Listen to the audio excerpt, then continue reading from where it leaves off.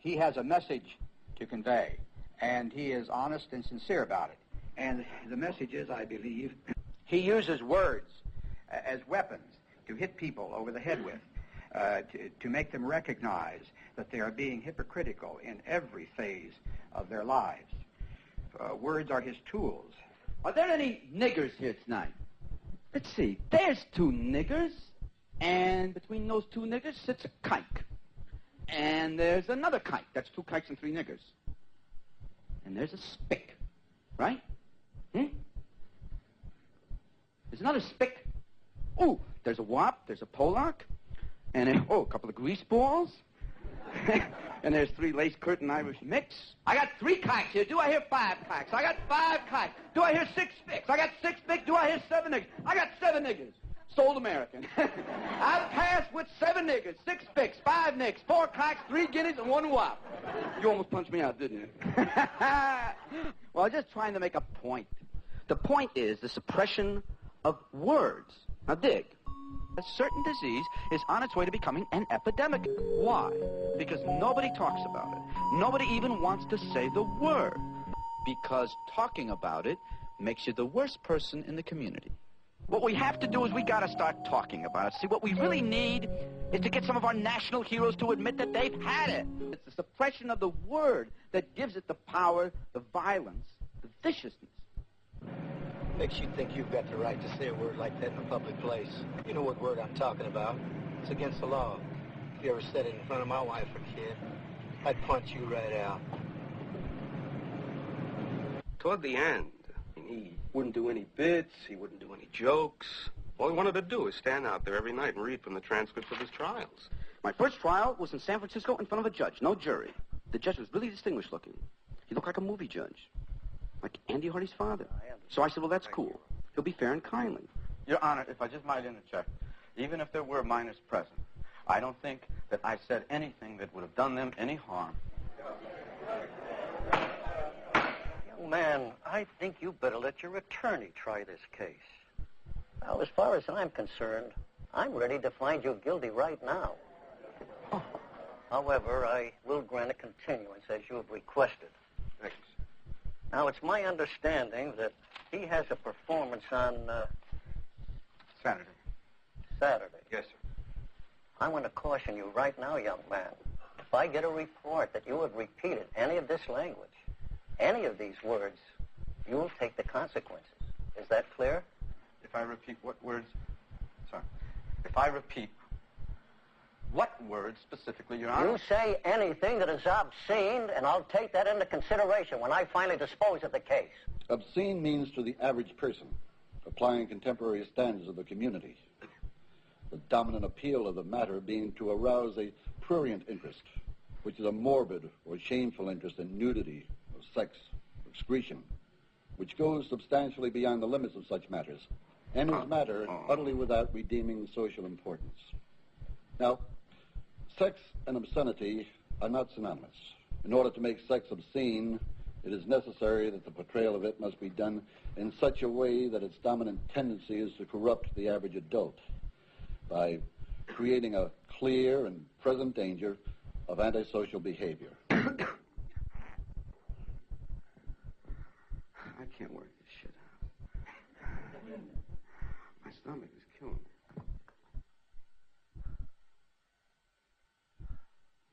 I know what I want to do. I don't know what I want to do.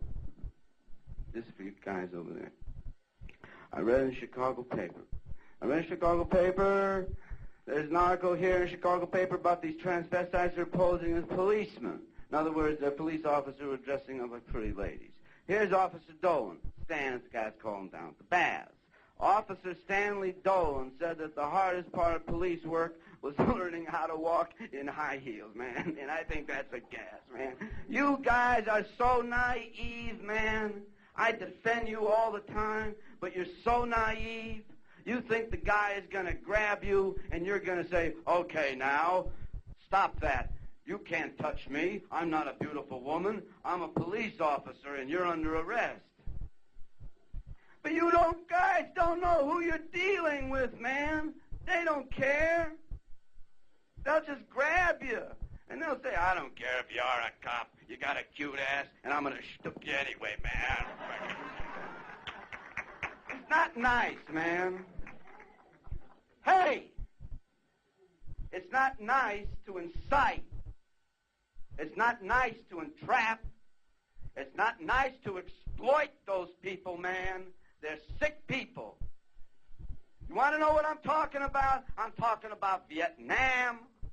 It's like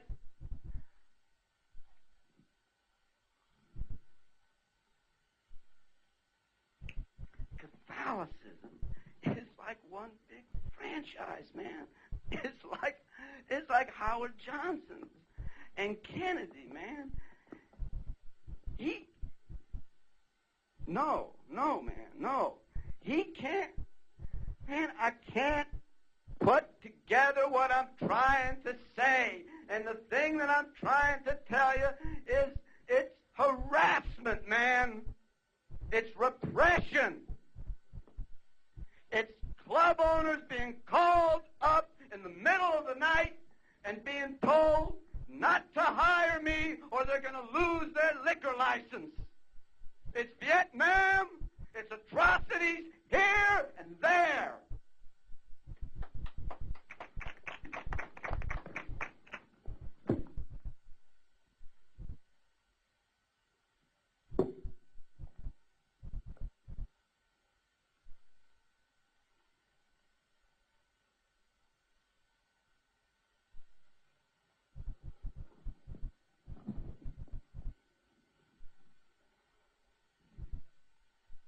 I'm sorry.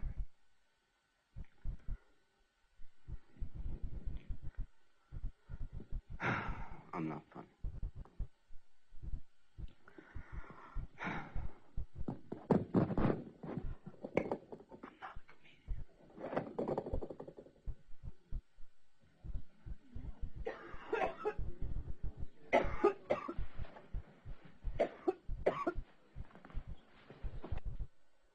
If it please the court, I wish to defend myself. You see, Your Honor, I can no longer relate to my counsel. Mr. Bruce, my suggestion is that you now make a request for a continuance for the purpose of retaining new counsel.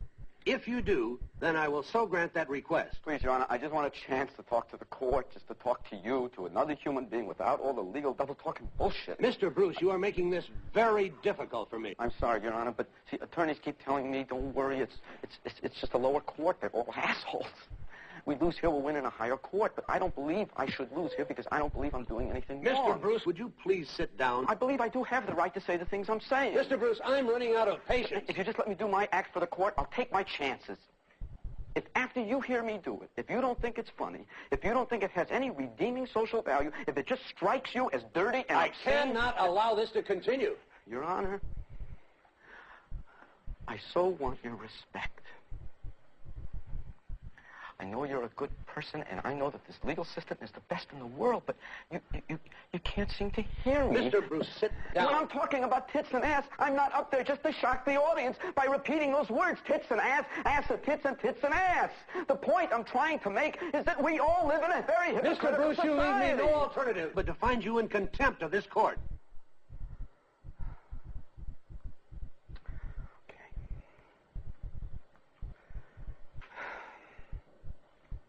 Then sentence me. I have no money left. Might I be sentenced now? I can't afford to be on trial. The police took away my cabaret card. I can't work anymore. Please, sentence me. No, I will not sentence you today. I order you, when you appear before me again, to appear with suitable counsel. And I'm further ordering psychiatric evaluation by the psychiatric clinic. December 16th. Bail continued. You're trying to stop the information. Hey, look, will you please remove this man from the courtroom? And you can't stop the information because the information keeps the country strong. You need a deviant. Don't shut him up. You need that madman to stand up, tell you when you're blowing it. And the harder you come down on the deviant, the more you need him. Please, don't take away my words. They're just words. I'm not hurting anybody. He was found guilty in New York and sentenced to 4 months in the penitentiary. Is that right? Yes. He was very frightened of being confined in jail, wasn't he? Yes. Among his belongings, when after he died, they found a letter from the bank. Bank of America said he had lost the house. Do you suppose those things and that letter had anything to do with his death? Look, I know where you're trying to take this, and it's just not so. He'd never do a thing like that.